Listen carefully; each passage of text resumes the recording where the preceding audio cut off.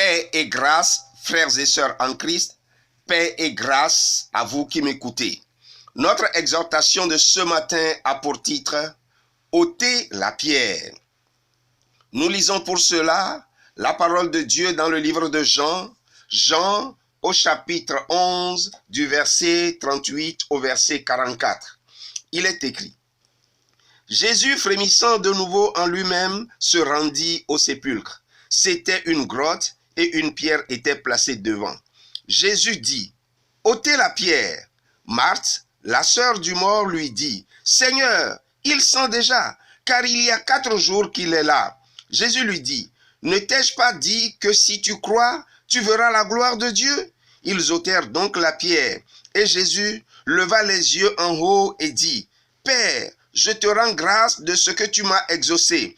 Pour moi, je savais que tu m'exauces toujours, mais j'ai parlé à cause de la foule qui m'entoure, afin qu'ils croient que c'est toi qui m'as envoyé. Ayant dit cela, il cria d'une voix forte: Lazare, sors! Et le mort sortit, les pieds et les mains liés de bandes, et le visage enveloppé d'un linge. Jésus leur dit: déliez-le et laissez-le aller. Amen.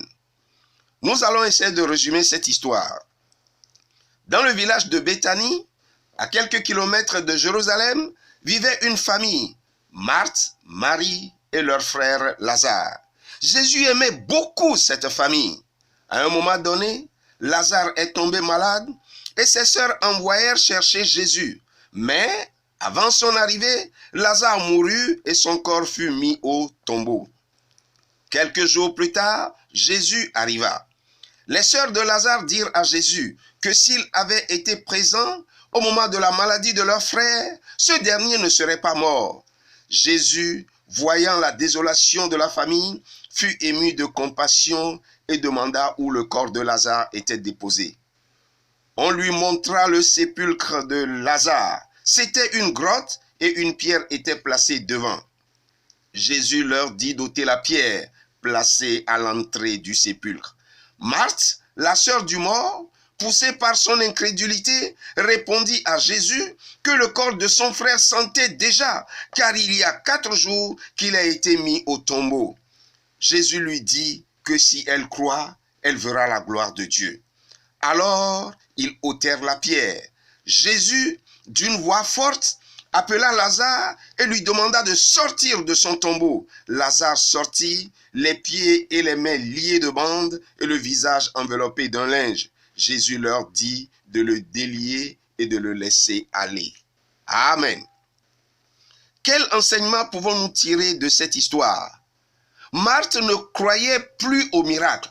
Pour elle, c'était déjà trop tard.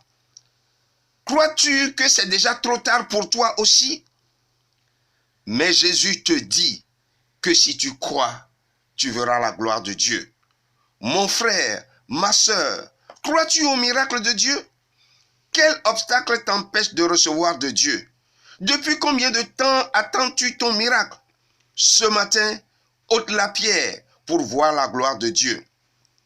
Jésus voulait ressusciter Lazare, mais il fallait d'abord ôter la pierre. Regardez l'incrédulité de Marthe. Elle ne voulait pas ôter la pierre. Que demandes-tu à Dieu et que tu n'as pas encore reçu? Rien n'est tard pour toi. Ton Dieu veut te donner ce matin ce que tu lui demandes. Que veux-tu? La plénitude du Saint-Esprit? La guérison? Des enfants? Une conjointe ou un conjoint?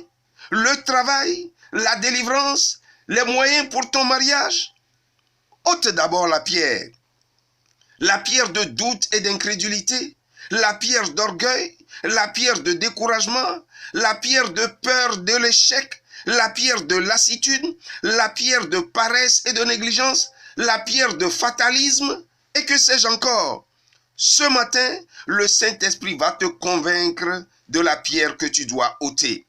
Ce matin, le miracle est pour toi.